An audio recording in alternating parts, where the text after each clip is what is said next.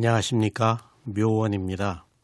오늘은 제가 수행하고 있는 상좌불교 한국명상원에서 마음을 알아차리는 수행 방법 4가지를 소개해 드리겠습니다. 마음은 조건에 따라 매우 다양하게 나타나며 마음을 알아차리는 방법도 다양합니다. 마음의 종류가 아무리 많다고 해도 아는 마음과 모르는 마음 2가지 뿐입니다. 마음은 상황에 따라서 알맞은 방법으로 알아차려야만 성공적으로 알아차릴 수가 있습니다. 마음을 알아차리는 방법은 4가지이며 이런 방법을 통해서 마음을 알 수가 있습니다. 첫째, 있는 마음 알아차리기입니다. 둘째, 일어난 마음을 알아차리기입니다. 셋째, 하려는 마음을 알아차리기입니다. 넷째, 아는 마음을 알아차리기입니다. 있는 마음을 알아차릴 때는 지금 내 마음가짐이 어떤가 하고 현재의 마음을 알아차리는 것입니다. 일어난 마음을 알아차릴 때는 화가 났거나 미워하거나 좋아할 때 새로 일어난 마음을 알아차리는 것입니다. 하려는 마음을 알아차릴 때는 행위를 하려고 하는 의도를 아는 것으로 지금 내 마음이 어디로 가고 있는가라고 일어나려는 마음을 알아차리면 됩니다. 아는 마음을 알아차릴 때는 지금 내 마음이 무엇을 하고 있는가 하고 현재의 일하고 있는 마음을 다시 알아차리는 것입니다. 이상 4가지 마음을 알아차리는 수행 방법은 제가 수행하는 한국명상원의 수행 방법이기도 합니다. 수행자 여러분, 오늘은 제17장 사견을 어떻게 제거하는가에 대해서 말씀드리겠습니다. 사견은 잘못된 견해입니다. 사견은 나라고 하는 자아가 없는데 내 몸과 마음이라고 하는 유신견과 모든 것은 변하고 항상하지 않는데 마음은 변하지 않고 항상하고 영원하다고 하는 상견이 있습니다. 그리고 죽으면 모든 것이 끝이라고 하는 탄견이 있습니다. 이러한 잘못된 견해를 없애기 위해서는 반드시 위파사나 수행을 해야 합니다. 몸과 마음을 알아차려 집중력을 키운 뒤에 지혜가 나야 이러한 잘못된 사견이 제거됩니다. 없는 것을 있다고 하는 한 사물을 바르게 볼 수가 없습니다. 사물을 바르게 보지 않고서는 세상사의 번뇌로부터 영원히 자유로울 수가 없습니다. 사견으로 대표되는 유신견은 무아의 반대입니다. 무아는 윤회를 끝내게 하는 진리이지만 유신견은 윤회를 계속하게 하는 범인입니다.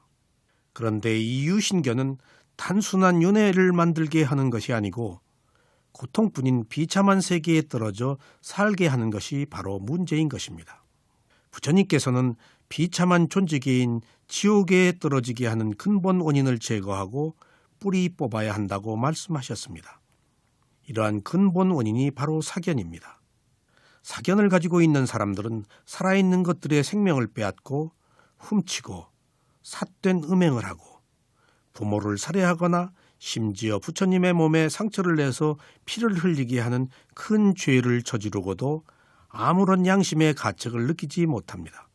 이렇듯 모든 잘못된 행위와 악행은 사견으로부터 나오는 것입니다. 수행자 여러분, 지금도 괴로운데 미래에도 괴롭고 싶습니까? 이것은 우리에게 가장 중요한 문제입니다. 바로 이러한 사견을 가진 사람은 지옥에 떨어진다고 부처님께서 말씀하셨습니다. 그 지옥은 무엇일까요? 지옥을 빨리어로 아빠야라고 하는데 생명이 사는 31개의 세계 중에서 가장 낮은 세계로 비참한 존재계에 속합니다. 지옥은 고통만 있고 행복이 없으며 수명은 업에 의해서 결정됩니다. 지옥에서 업의 과보가 끝나면 다음 업에 의해 다른 생으로 윤회를 합니다. 그러나 누구도 다음 업이 어떻게 적용되는지 알 수가 없습니다. 많은 사람들이 지옥을 실제하지 않는 세계로 알고 있으나 부처님에 의해 분명하게 실제로 존재하는 세계로 밝혀졌습니다. 인간은 다른 생명에 비하여 유일하게 살고 있으면서 정신적, 육체적으로 지옥을 체험하기도 하고 죽은 뒤에 바로 이렇게 체험한 지옥으로 떨어지기도 합니다. 수행자 여러분, 그러므로 부처님께서는 지옥으로 떨어지게 하는 근본 원인을 제거하고 뿌리 뽑아야 한다고 말씀하셨습니다. 대부분의 사람들은 비참한 지옥으로 떨어지는 원인을 불선업이라고 생각하겠지만 사실은 자세히 살펴보면 실제로 범인은 사견이라는 것을 알 수가 있습니다. 사형수를 처형하는 것은 집행관이지만 결국 죽음의 형을 선고하는 진정한 힘이 판사에게 있다는 것은 의심할 여지가 없습니다. 존재하는 근본 원인은 무명과 가래고 이 무명과 가래는 바로 사견에 의해서 생기는 것입니다. 사견은 잘못된 견해이고 잘못된 견해는 모르는 마음입니다. 사형수의 사형을 집행하는 것은 무명과 가래이지만 결국 사형을 선고하는 것은 유신견입니다. 겉으로 드러난 범인은 무명과 가래지만 진짜 범인은 유신견입니다. 같은 방식으로 지각이 있는 존재를 지옥으로 보내는 것이 바로 사견입니다. 밖으로 나타난 업은 실제 범인이 아닙니다. 이렇듯 사견은 위험하고도 해로운 것입니다. 사견이 왜 근본 원인이 되는지에 관해서 설명해 보겠습니다. 그렇습니다. 눈에 보이는 행동은 범인이 아닙니다. 눈에 보이지 않는 잘못된 마음이 범인인 것입니다. 우리가 먹고 싶고 자고 싶고 말하고 싶다는 온갖 종류의 생각이 일어날 때마다 내가 먹고 싶다, 내가 자고 싶다, 내가 말하고 싶다 등등 내가 하는 것으로 잘못 알고 있습니다. 이러한 잘못된 인식은 각각의 정신적 현상이 일어날 때마다 개야로서의 나, 자아로서의 나, 진아로서의 나를 아는 것으로 발전합니다. 생각 혹은 의식은 인식의 대상과 감각기관의 문이 접촉하여 일어납니다. 이런 방식으로 개야, 나, 자, 나의 것이라는 생각이 비롯됩니다. 그러므로 우리는 보는 것을 내가 본다라고 듣는 것을 내가 듣는다라고 잘못 여기지 않도록 조심해야 하겠습니다. 우리가 아는 것은 조건에 의한 원인과 결과에 의해서 아는 것입니다. 여기서 말씀드린 인식의 대상은 감각 대상의 소연이라고 합니다. 감각기관인 안입이 설친 의는 반드시 감각 대상인 색수상 행식과 접촉하게 됩니다. 이것을 육근과 육경이 부딪힌다고 말합니다. 이러한 접촉에 의해 육식이 일어납니다. 육근과 육경이 부딪힌 것을 12처라고 하며 다시 육식을 하는 것을 18계라고 합니다. 18계란 살아있는 생명의 세계관입니다. 수행자는 18계를 벗어난 것에 대해서는 대상으로 삼아서는 안 됩니다. 왜냐하면 인식할 수 없는 대상이므로 그것은 증명할 수 없기 때문입니다. 수행자 여러분, 이처럼 18계를 벗어난 것은 초월적인 것으로 위파사나 수행의 대상이 될 수가 없습니다. 또 감각기관의 문이라고 하는 것은 6가지 감각기관을 말합니다. 이 감각기관이 감각 대상과 부딪혀서 6가지 아는 마음이 일어납니다. 이때 6가지 감각기관을 상좌 불교에서는 상징적으로 육문이라고 합니다.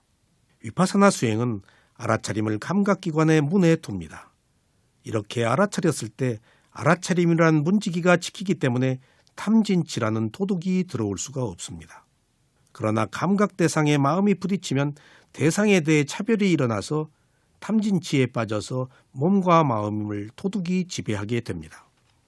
이처럼 위파사나 수행의 알아차림은 문을 지키는 문지기와 같다라고 말합니다. 그래서 상좌불교의 위파사나 수행자들은 육근을 육문이라고 하는 이유가 여기에 있습니다. 보는 자, 듣는 자, 행위를 하는 자는 없습니다. 이것은 단지 원인으로 인한 결과일 뿐입니다. 성내는 마음과 탐욕의 마음이 일어날 때 이것들은 단지 성내는 마음과 탐욕의 마음뿐이라고 이해하고 알아차려야 합니다. 또한 이런 마음들이 그 자체의 기능과 역할에 의해서 일어난다는 것을 이해해야 합니다. 수행이 일정 단계에 이르면 수행자는 오로지 의식만 있는 것이라고 알게 됩니다. 이 단계에서는 정신적 상태의 일어남이 단지 현상일 뿐이고 그 순간에 의식만 있을 뿐 거기에 나, 자, 나의 것이라고 할 만한 것이 없다는 사실이 중요합니다. 그래서 내가 기분이 좋고 내가 성을 내고 내가 욕심을 부리는 것이 아니고 단지 그 순간의 마음이 그러고 있다는 사실을 알아야 되겠습니다. 정신적 상태란 마음에 의해서 일어나는 마음의 작용을 말합니다. 정신이라고 하는 마음은 마음과 마음의 작용이 있습니다. 마음은 의식하는 것, 아는 마음을 말합니다.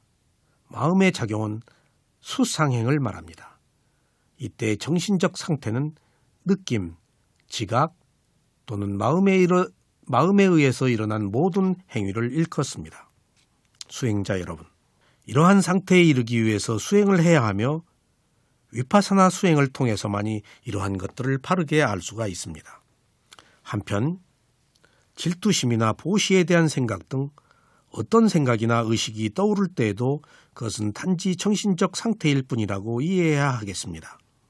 담배를 피우고 싶은 생각이 일어날 때에도 이는 단지 생각이나 의식일 뿐이지 담배를 피우고 싶은 사람이 내가 아니라는 점을 이해해야 하겠습니다. 이 생각들은 그 자체의 기능과 역할에 의해서 일어나는 것일 뿐이지 여기에 나 또는 자라고 할 만한 것이 없습니다. 모든 의식은 두 현상들, 즉 육군과 육경의 결과로서 연속적으로 무리지어 일어나는 것이라는 사실을 잘 이해해야만 하겠습니다.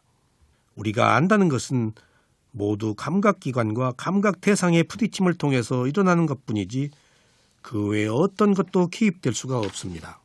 수행자 여러분, 이제 수행자는 몸에 관해서 일어나는 모든 현상들에 대하여 그것들을 단지 하나의 물질적 현상으로 분리해서 알아차려야 하겠습니다. 몸이 아플 때에도 마음까지 아프지 말고 단지 하나의 물질적 현상으로 알아차려야 하겠습니다. 배가 고플 때에도 배가 고프다고 괴로워하지 말고 단지 이것이 하나의 물질적 현상이라고 알아차려야 하겠습니다. 이것이 몸에 대하여 몸을 알아차리는 것입니다. 여기에 어떤 선입관을 가지고 무엇이 어떻다는 상상을 해서는 안 됩니다. 단순하게 이것은 물질적 현상이네 하고 하나의 물질적 현상으로 지켜보아야 비로소 있는 그대로 보는 것입니다. 마찬가지로 마음에 관해서 일어나는 모든 현상들에 대하여 그것들을 단지 하나의 정신적 현상으로 분리해서 알아차려야 하겠습니다. 마음이 괴로울 때도 괴로움 때문에 고통을 겪지 말고 단지 하나의 정신적 현상으로 알아차려야 합니다. 마음이 슬플 때에도 슬픔 때문에 비탄에 빠지지 말고 이것이 단지 하나의 정신적 현상이라고 분리해서 알아차려야 하겠습니다. 지금 괴로워하고 있네, 지금 슬퍼하고 있네, 이것은 정신적 현상이네 하고 괴로워하는 마음과 슬퍼하는 마음을 정신적 현상으로 알아차려야 하겠습니다. 이것이 마음에 대하여 마음을 알아차리는 것입니다. 마음을 알아차릴 때는 단지 정신적 현상으로 알아차려야지 어떤 선입관을 가지고 무엇이 어떻다고 상상을 하거나 다른 것과 결부시켜서 생각하지 말아야 합니다. 단순하게 하나의 정신적 현상으로 지켜보아야 비로소 있는 그대로 볼 수가 있습니다. 어떤 대상이나 있는 그대로 볼 수 있어야 대상에 개입하지 않고 대상을 분리해서 볼 수가 있습니다. 이렇게 개입하지 않고 보아야 새로운 업을 만들지가 않습니다. 업을 만들면 연기가 회전하여 끝없는 윤회를 거듭해야 합니다. 수행자 여러분, 물질과 정신을 단지 물질적 현상과 정신적 현상으로 알아차려야 하는 이유는 무엇일까요? 그것이 괴로움으로부터 자신을 보호하는 가장 효과적인 방법이기 때문입니다. 나타난 것을 나타난 상태 그대로 알아차릴 때만이 본질적 해결 방법을 사용한 것입니다. 만약 나타난 대상을 어떻게 하려고 의도하면 이미 가래가 생긴 것입니다. 이것은 무관심이 아니고 무대응입니다. 무관심은 무기력한 상태의 게으름이지만 무대응은 대상을 정확히 파악하고 단지 가래를 일으키지 않고 지켜보기만 하는 것입니다. 이렇게 할 때만이 바른 견해를 가지고 사견을 제거할 수가 있습니다. 사견은 제거하려고 해서는 제거되지 않습니다. 단지 개입하지 않고 지켜봄으로써 지혜가 성숙되어 스스로 소멸되도록 해야 하겠습니다.